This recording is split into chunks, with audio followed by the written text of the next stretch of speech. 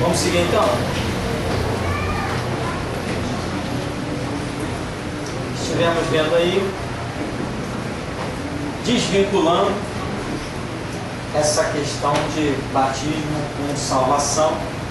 Mas se alguém tem dúvida, se alguém discorda, a oração está aí para isso, amém? Agora, crer, isso nós podemos vincular à salvação, porém, não confundir crer com aquela ideologia, eu creio em Jesus, tá bom. A Bíblia diz, Tiago diz, né? Tu crês que há um só Deus? Fazes bem. Até o diabo crê e estremece. Então, eu creio em Deus, eu sou salvo. Conversa fiada. O crer que a Bíblia nos mostra, o contexto do crer que o Evangelho nos revela, é um crer de negar-se a si mesmo, tomar a sua cruz e seguir a Jesus Cristo. E o crer relacionado ao seguir é coisa muito séria. Não é essa bobeira toda que nós estamos vendo aí.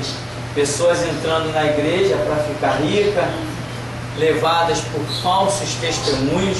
Você quer ver uma igreja falsa? É essas que pedem muito para as pessoas dar testemunho. A igreja falsa, porque sabe que aquele testemunho vai atrair outras pessoas. Que nem você vê aí, por exemplo, por que o Silvio Santos pega o camarada lá do Nordeste, paga uma passagem de avião para ele comparecer no programa durante 5 segundos e dizer que eu ganhei na Telecena. Por que ele faz isso? Ou não faz? Você não vê constantemente os programas aí na televisão? Camarada, eu ganhei. Ah, onde é que você comprou? Eu comprei minha Telecena lá no Correio, no funcionário do Correio. Aí quer dizer, de onde você vem?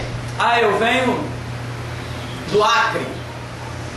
O programa, o Silvio Santos, paga uma passagem de avião para o camarada sair do Acre, já dá um dinheiro por fora, para ele ir lá no programa para dizer 3 segundos, ganhei na Telecena. Tá bom, tá bom.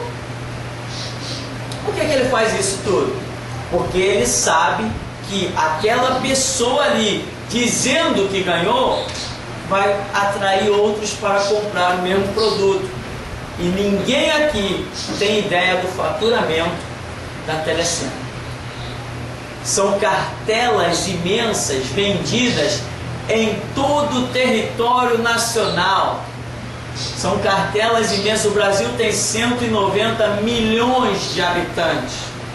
Logicamente que não é todo mundo que compra a Telecena. Mas desses milhões, muita gente compra. É vendido em tudo que é correio, é vendido em tudo que é casa lotérica, é vendido nas próprias lojas do baú. É muito dinheiro. Então ele paga uma passagem de avião para a gente sair do Brasil todo e ir lá no programa dele. Ele faz aquela filinha. Seu nome, ô fulano, você ganhou? Tá bom, próximo. Acabou.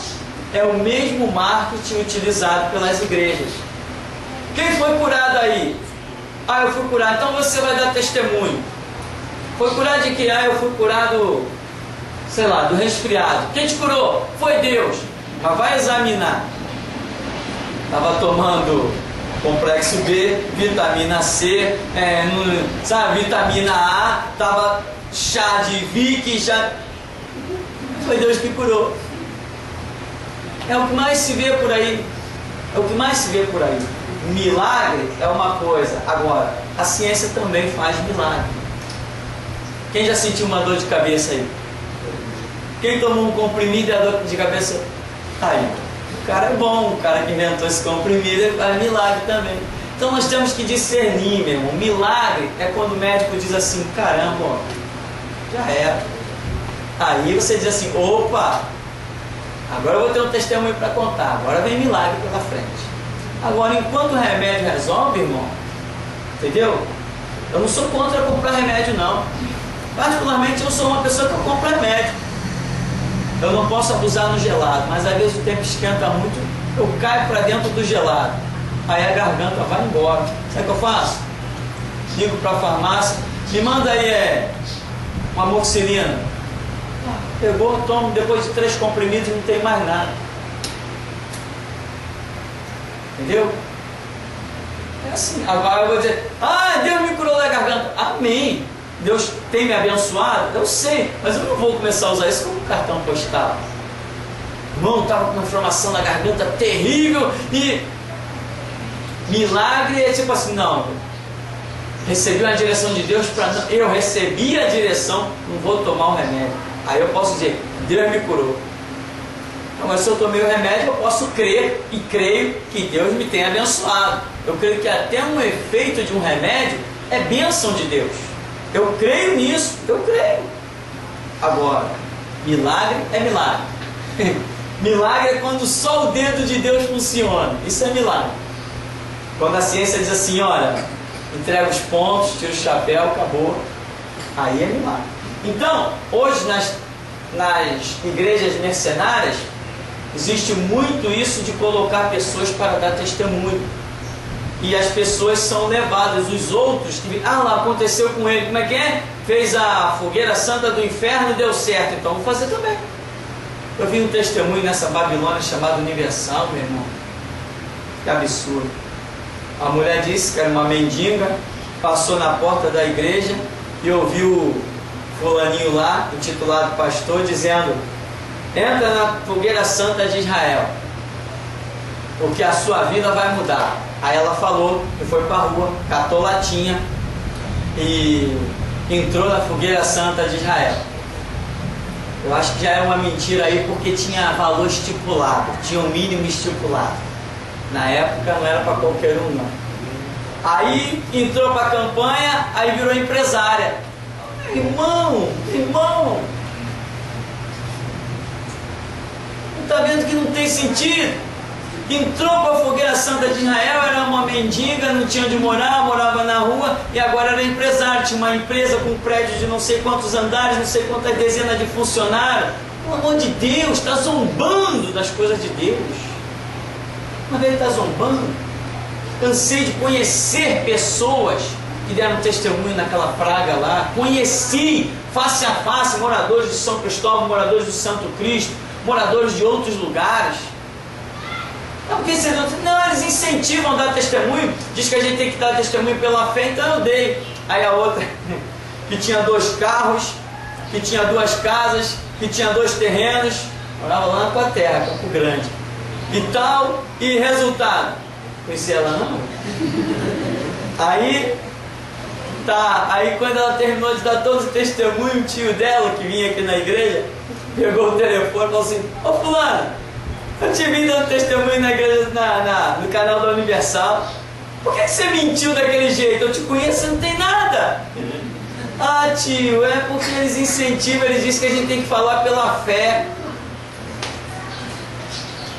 Mas é um marketing que dá certo.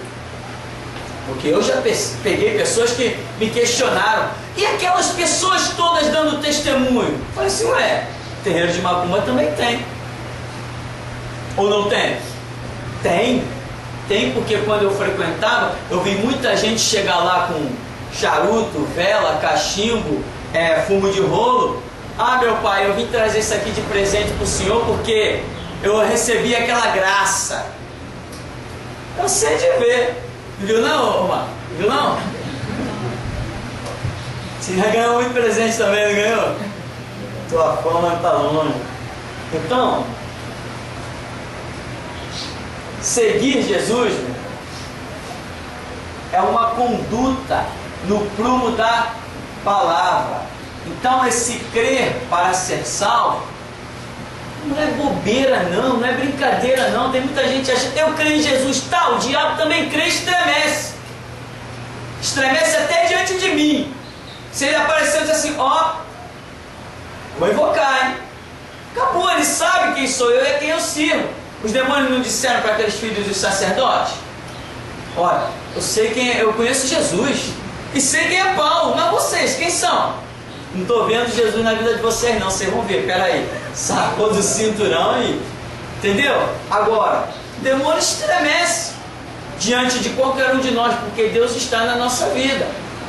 Agora, essa fé para a salvação, um exemplo, vou dar só um pouquinho de exemplo. Quando chegou na porta da cova, se Daniel tivesse recuado, se acovardado, ele teria ido adiante. Na porta da cova, da fornalha, se Sadraque, Mesaque e Abidnego tivessem negado diante do rei, tivessem negado a fé no Deus vivo e verdadeiro, e que não se curvariam àquela estátua, eles teriam ido para o caminho da salvação? A salvação não é para quem nega Jesus Cristo, não é para quem nega a palavra de Deus, é para quem confirma e vai até a morte. Isso é salvação. Então esse crer aqui tem sido muito desprezado. As pessoas preferem confiar em ritual, né? Tipo assim, ó, dá um mergulho na piscina que seus problemas vão acabar. Quantos testemunhos a respeito disso, né? Ou outros leva a rosa que seu problema vai acabar, leva o sal que seu problema vai acabar, leva o vinagre que seu problema vai acabar. Enfim, passa aqui na nossa feirinha, seu problema vai acabar. É o que nós vemos. As pessoas têm mais facilidade de crer do que pode pegar. Por isso a Igreja Católica foi a dona de tantas terras na Idade Média, porque as pessoas acreditavam que dando terra para a Igreja Católica, teriam terra lá no céu, porque os padres, os bispos, arcebispo, cardeal e papa divulgaram isso. Era como é que chamava aqueles negócios que eles faziam? Indultos, e tinha outros nomes, né? Que se você, indulgências, se você desse aqui para a igreja, você teria lá. Aí os ricos falaram: o quê? É comigo mesmo. Eles acreditavam na infalibilidade papal. Aí pessoas muito ricas começaram a dar muitos patrimônios. Ó, aquele terreno lá está me sobrando, toma para a igreja. Aquele império lá, toma para a igreja. A igreja na Idade Média, a Igreja Católica, dominou o mundo com posses. E hoje o Vaticano é um Estado independente, porque com tanta riqueza até eu faria independência. Se eu fosse uma pessoa muito rica, eu montaria uma fortaleza e diria: aqui dentro a lei quem dá sou eu. O domínio. A Igreja Católica tem polícia própria. Dentro do Vaticano tem moeda própria. Até eu faria isso se eu tivesse muitos recursos. Eu diria assim: não vou mais usar a moeda do Brasil, vou usar a minha própria moeda. Eu estou produzindo, eu estou fabricando, as fábricas são minhas, os recursos são meus, eu tenho condição. O Vaticano tem milhares e milhares e milhares de funcionários espalhados no mundo inteiro. Claro que eles vão ter polícia própria, dinheiro próprio, é um território inviolável. Até eu faria isso. Então, por quê? Porque pessoas acreditavam que dando para a igreja, teriam no céu. E até hoje as pessoas acreditam nisso. Se eu começasse hoje aqui a proclamar essa mesma história absurda que o mundo já selou como ignorância, hoje, em pleno século XXI, se eu hoje passasse a fazer isso aqui, a igreja lotaria de gente dando propriedade, porque ia ser no céu. O ser humano continua cativo, continua com falta de libertação. Então, o crer em Jesus não é esse conceito: eu creio em Jesus. Tu crê mesmo?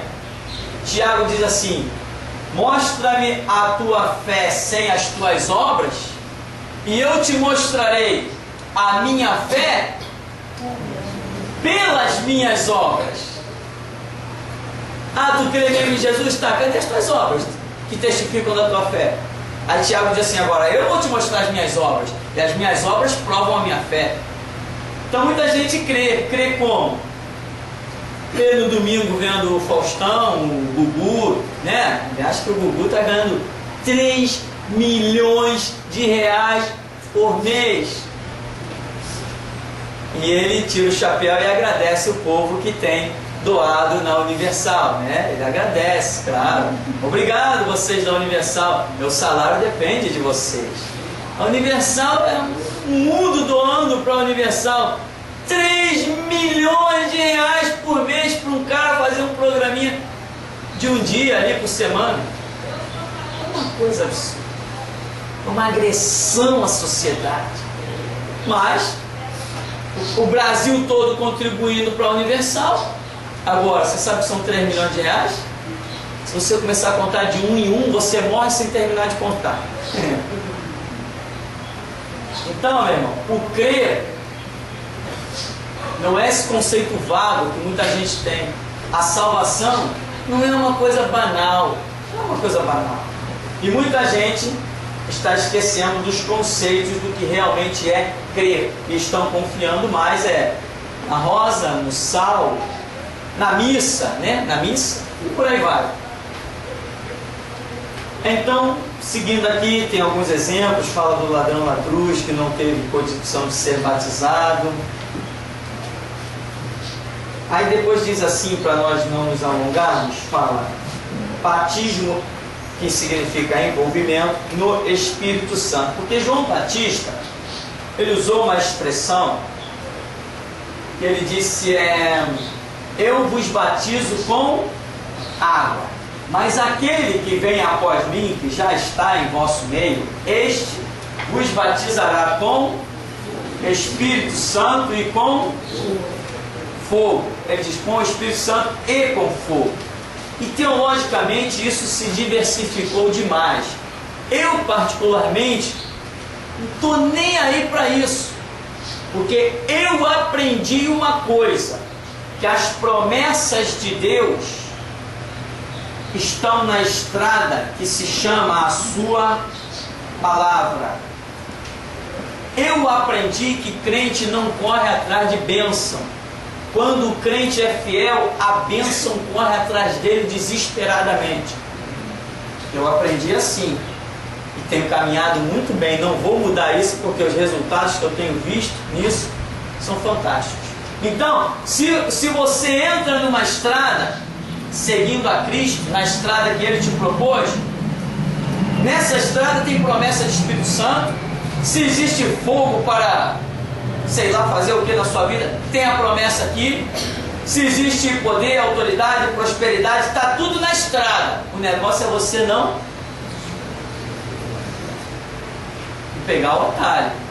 Tem que continuar na estrada. Se sair da estrada para pegar o atalho, acabou. As promessas ficam na estrada, que é o caminho. Jesus falou: sou o caminho, a verdade e a vida, Ele é a palavra. Agora, então, eu não me preocupo com isso. O batismo no Espírito Santo, estou buscando meu Deus. O batismo com fogo, estou buscando meu Deus. É uma história. A unção, autoridade, poder, língua estranha, eu estou buscando meu Deus, como a Escritura diz. Se eu tiver que ser batizado com fogo, falar língua estranha, rodopiar, pular, entregar visão, profecia, sonho profético, vai acontecer, porque eu estou buscando meu Deus. Agora, tem gente que se desvia da palavra para buscar o Espírito Santo em outros caminhos. Ilusão. Irmão, você está lendo Bíblia demais, irmão. Vamos buscar mais o Espírito Santo. Alguém confirma isso aí? Irmão, você está lendo Bíblia demais. Vamos buscar mais o Espírito Santo. Que coisa absurda, ilógica, estúpida. Está lendo muita palavra, tem que buscar mais o Espírito Santo. Resultado: o camarada pega um atalho para buscar o Espírito Santo e perde o Espírito Santo, porque ele ficou lá na estrada. Pastor, realmente é verdade isso que você está falando. Essa semana se diz presbítero da Assembleia de Deus, que está fazendo um seminário teológico. Ele já tem 20 e poucos anos de evangelho. Ele falou assim mesmo comigo. Ele falou que tem que evangelizar. Tem que você não sabe, você estuda muito Bíblia, muito livros. E aí, está fazendo o quê? Tem que evangelizar. Aí eu perguntei para ele: quantas vezes você já leu a Bíblia nesse tempo todo de evangelho? Ele: só uma vez. Eu falei: você está evangelizando? Quem te mandou? Não, mas está aí, de pregar. Eu falei: Aí expliquei ele umas coisas, ele começou a me fazer umas perguntas dentro do seminário dele. Ele: você é teórico. Eu falei: não, vai lá na igreja do Congresso, vai lá na escola bíblica lá e tomar um café com a gente, que você me leva mal não. Nem a presbítera, nem aqui, nem na China, meu irmão. Mas tem um título Sou presbítero, tenho 10 anos de igreja e venho com um monte de ideologia, né? Tem que caminhar na palavra, irmão. Não tem jeito não, é a palavra. Então eu estou mostrando aqui, até vou botar um eu aqui, da ideologia que eu aprendi com o meu Jesus. Todo mundo disse sempre muita coisa para mim, no começo da minha caminhada. Vamos jejuar, vamos buscar o Espírito Santo, vamos subir o monte, vamos fazer vigília na praia. Mas quando eu ia orar, Jesus dizia assim: busca a minha palavra. Quando os profetas se levantavam para falar alguma coisa para mim, eles diziam: come Bíblia. Nunca nenhum profeta disse para mim jejua, nunca disse faz vigília, eu nunca ouvi isso. Todas as vezes que o meu Deus falou comigo, usou alguém para falar comigo, ou falou diretamente, ou me mostrou situações em sonho. Muitas vezes eu tinha a visão de eu sentado com a Bíblia aberta. Uma vez um pastor, um homem de Deus, tremendo na época que eu conheci, ele entregou para mim a seguinte visão. No meio de todo mundo, falou assim: eu te vejo uma Bíblia enorme, aberta na mão, toda dourada. E eram homens de Deus e profecias e sonhos e visões, e nunca ninguém me disse: olha, Deus está requerendo de você jejum. Eu não jejuava. Nessa época eu já tinha abandonado o jejum, porque não que eu tivesse compreensão, o que me faltava era entendimento da eficácia daquilo. Eu não sabia que realmente não era jejum, que não fazia parte da doutrina do Evangelho, como hoje eu sei. Mas o fato de jejuar não me trazia compreensão. Eu não entendia por que a falta de um café com pão de manhã me deixaria mais forte espiritualmente. Então eu não fazia.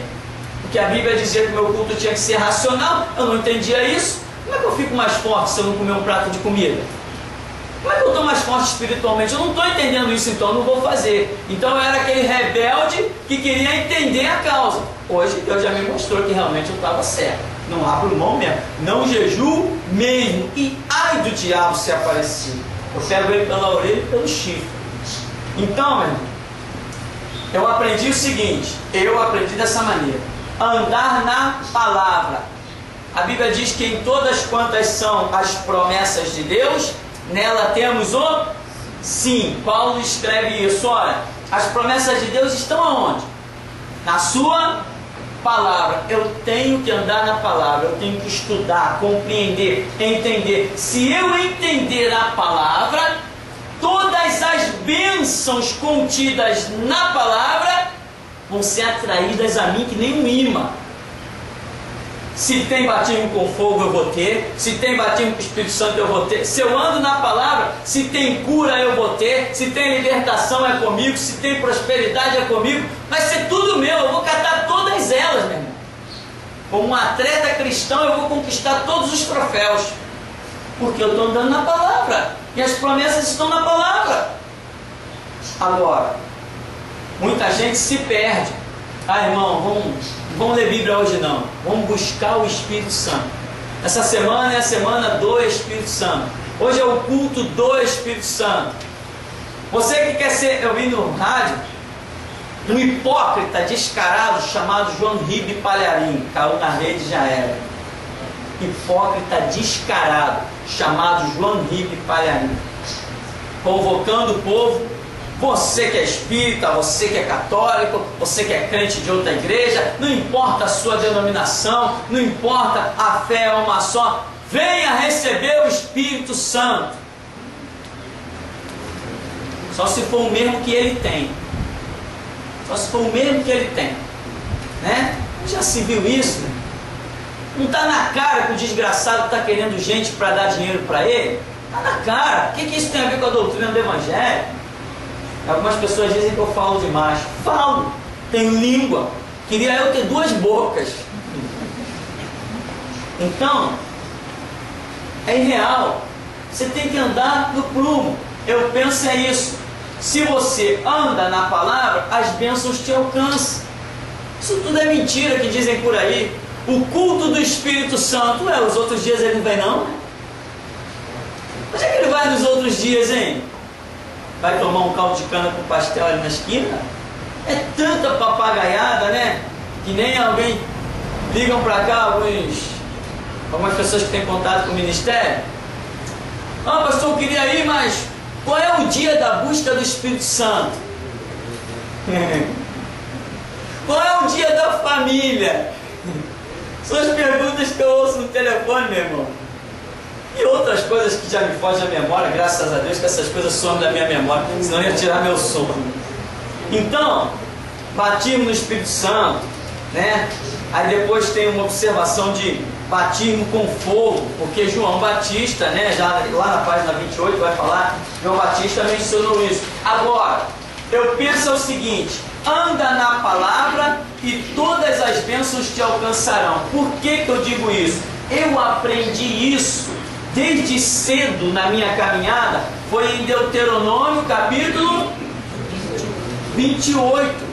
Eu aprendi quando Deus falou assim: anda na minha palavra e todas essas bênçãos te alcançarão. Não é isso que está escrito lá? Mas se você não andar na minha palavra, vai ser o contrário. Todas as maldições te alcançarão. Então eu aprendi isso, essa simplicidade, de que se eu andar na palavra do meu Deus, todas as bênçãos que Ele prometeu me alcançarão. Irmão, eu tenho alcançado bênçãos que muitas vezes eu nem falo no natural, não falo com ninguém, só libero isso se eu sentir a unção de Deus me permitindo falar. Eu vou te falar nessa hora: eu sou isento da queda pelas enfermidades, porque eu sou apaixonado pela palavra do meu Deus. Eu não conhecerei um leito de hospital nunca. É promessa do meu Deus. Promessa do meu Deus. Passo por qualquer hospital, pode estar infecção, pode estar... Entro lá, visito e saio e nada me detém, nada me cai. Não existe enfermidade na terra, nem que venha surgir, que me faça deter. Eu nunca vou conhecer um leito de hospital. É promessa do meu Deus para mim. Então, eu aprendi isso, andar na palavra, andar no ensinamento, andar nos conceitos. É isso que me interessa. O resto é o resto. Então João Batista diz: batizará com o Espírito Santo e com fogo. Muitas doutrinas se desenvolveram, e aí eu quero, para nós darmos uma olhadinha aqui embaixo, da página 28, dentro de alguns conceitos, diz assim no item 3, né, batismo de fogo. Aí está escrito: aos que negam a si mesmo. O que é considerado esse batismo com fogo? Seria um estágio mais profundo da ação do Espírito Santo. É isso que nós definimos batismo com fogo? Nós não, teologicamente por aí nos seminários, é o estágio mais profundo da ação do Espírito Santo. Então, o que diz aí? No contexto do Antigo Testamento, vemos o fogo como juízo de reprovação e também aprovação, em Levítico, né? Observação. Em resumo, podemos entender que o batismo com fogo seja apenas uma maior dispensação do poder e autoridade dentro do próprio batismo no Espírito Santo. Ou seja, o Espírito Santo está na sua vida, te envolveu, e ele tem muitas manifestações. E essa expressão batismo com fogo seriam aquelas expressões mais radicais do Espírito Santo. Ou seja, quando você impõe as mãos e alguém é curado, quando você tem autoridade para expulsar os demônios, tem autoridade para desafiar o diabo, tem autoridade para desafiar a morte, quando você não nega a palavra, não volta atrás de jeito nenhum. Isso seria um estágio da ação do Espírito Santo chamado de batismo com fogo, em que Deus está usando sua vida, inclusive, para levar juízo, não só misericórdia, mas juízo à vida de outros. Isso seria um entendimento que se tem por aí, que muitas vezes também até eu posso ter, mas eu abro mão de tudo, só não abro mão de andar na palavra do meu Deus. Posso estar errado em vários conceitos, mas em seguir a palavra eu sei que não estou errado. Então, eu posso abrir mão de algumas coisas, mas disso aí eu não posso abrir. Agora, só para nós concluirmos então, nós vemos aqui na página 28 ainda, em Atos, quando diz assim, Atos 19, 1 ao 6, amém? Depois você lendo, diz assim, no verso número 2, é necessário frisar que o fato de os discípulos não terem ouvido acerca do Espírito Santo não significa que não fossem possuidores do mesmo. O que acontece? Paulo chega numa cidade, a Bíblia diz que ele encontra ali discípulos. Aí Paulo diz assim: recebestes vós já o Espírito Santo quando crestes? Aí eles disseram o quê? Mas nem ouvimos que existe Espírito Santo. Ué, mas eles eram discípulos. E aí, eles tinham ou não o Espírito Santo? A promessa de Deus está vinculada às suas atitudes. Então, se eles tinham a palavra, estão inclusive sendo considerados discípulos, pessoas que estão ali naquele lugar dando testemunho, certamente eles possuem o Espírito Santo, mesmo sem saber que o Espírito Santo existe. Porque o que eles precisam para ter o Espírito Santo, eles têm, que é a palavra. Então, mesmo que eles não percebam que a visão que teve foi do Espírito Santo, porque não sabem que existe Espírito Santo, mas teve a visão. O fruto do Espírito Santo está ali agindo na vida deles. Porque eles estão andando numa, lembra da estradinha? Eles estão andando numa estrada em que essas bênçãos e promessas os alcançam. Então, automaticamente, mesmo que eu, por exemplo, não soubesse que existem anjos, eu não sei se existe anjo ou não, não tenho esse entendimento, tá, mas eu estou andando na palavra. A palavra diz que os anjos são ministradores a respeito dos que hão de herdar a vida eterna. Eu estou lá no meu carro, vem um anjo e tira o perigo da minha frente. Eu estou lá no meu carro, vem um anjo e me livra do acidente. E eu nem sei que existe anjo, mas eu sei que existe a palavra, eu ando nela. Então, as bênçãos contidas na palavra me alcançam. Mesmo que o meu entendimento muitas vezes não seja pleno, e o meu entendimento nunca será pleno a respeito das coisas de Deus. Tanto que Paulo diz: eu vi coisas que ao homem não é lícito falar. Olhos não viram, ouvidos não viram, nem subiu ao coração do homem. Então hoje nós desfrutamos de muitas coisas que não sabemos delas a existência. Se Deus não tivesse revelado nunca na palavra, tem, por exemplo, pessoas em igrejas que não creem que os anjos saem do céu e vêm pelejar pelos homens na terra. Tem igrejas que não creem nisso. Nós poderíamos, de repente, se não tivesse na palavra, poderíamos também não crer. Cremos porque está na palavra, que é algo realmente tremendo. Deus já tem nos dado visão de anjos e uma série de coisas. Agora, se isso não estivesse na palavra e se eu automaticamente não cresce nisso, por não ter entendimento, mesmo assim andando na palavra, eu desfrutaria dessas bênçãos. Uma vez, uma profeta olhou para mim tocando violão, estava tocando violão dentro de uma Kombi, estávamos indo para um sítio. Aí uma profeta virou para mim e falou assim: olha, Deus me mostra você aí tocando esse violão igualzinho Davi tocando a harpa. Eu falei assim: essa daí pirou. Nem deixei terminar, eu falei: pirou. Estava ali com o violão, mas não tinha a mínima intenção de pegar violão, levar adiante, nada disso. Estava só brincando com o violão que tinha ali. E é mais, Deus está dizendo que vai ser que nem Davi mesmo. Quando você tocar, até os demônios vão sair. Eu falei: pirou. Essa daí escorregou de vez. Resultado: 2 anos depois eu estava tocando e todo mundo sendo expulso. Eu estava tocando, pessoas falando em língua, profetizando. Eu falei: caramba, ela tinha razão. Pastor, mas você não creu? Eu não creio, mas não me desviei do caminho. E a promessa está na estrada. Eu continuei na estrada. Eu estava dentro da estrada. Deus fez uma promessa. O profeta falou: eu não considerei, mas eu continuei no caminho. A promessa vem e me alcança de qualquer jeito, que é a palavra. A palavra não pode ser negada. Deus não nega a sua própria palavra. Amém? Então, ande na palavra. Não se perca muito com muitas ideologias. Batismo no Espírito Santo. Se você tem a palavra, você vai ter tudo.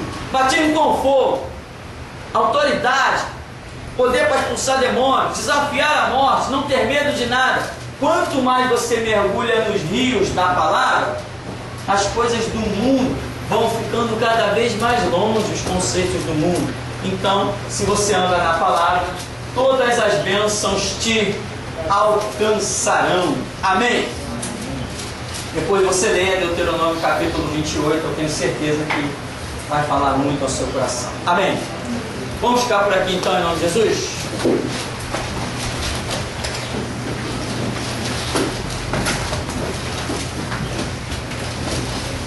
Amado Deus, Pai querido, nós te glorificamos por esta manhã, ó Deus, em que aqui estamos, Senhor, pagando um preço para estar nesse lugar, mas certamente o Senhor que opera além do que pedimos ou pensamos, como revela a sua palavra, também, ó Deus, nos fará conhecer um futuro glorioso, cujos nossos olhos e concepções não haviam premeditado, mas certamente, ó Deus, as nossas mãos serão instrumentos para Ti, como nós não tínhamos pensado. O nosso coração será um altar da maneira que nós não havíamos imaginado. A nossa mente será liberta de uma maneira tal que nós não tínhamos suposto, Senhor. Verdadeiramente, seremos sal da terra, luz do mundo e cidade edificada sobre o monte, para servir de refúgio, ó Deus, da maneira que Tu assim desejas. Por isso, Pai querido, Pai amado, nós Te glorificamos nesta manhã, porque o Senhor que opera além do que pedimos ou pensamos, tem preparado para nós no caminho da Tua palavra, unção, autoridade, graça, poder, prosperidade, direção. O Senhor é quem não nos deixa caminhar e pisar nas covas da vida. O Senhor é quem nos livra de todo mal, porque assim diz a Tua palavra: o que habita no esconderijo do Altíssimo, uma sombra do Onipotente descansará. E nós temos aprendido que habitar no Teu esconderijo, ó Pai, não é estar dentro de um lugar com o nome de igreja, mas é verdadeiramente guardar os Teus conceitos, princípios e ideais. Assim nos abençoa, pois sem Ti nada podemos fazer, em nome de Jesus. Amém.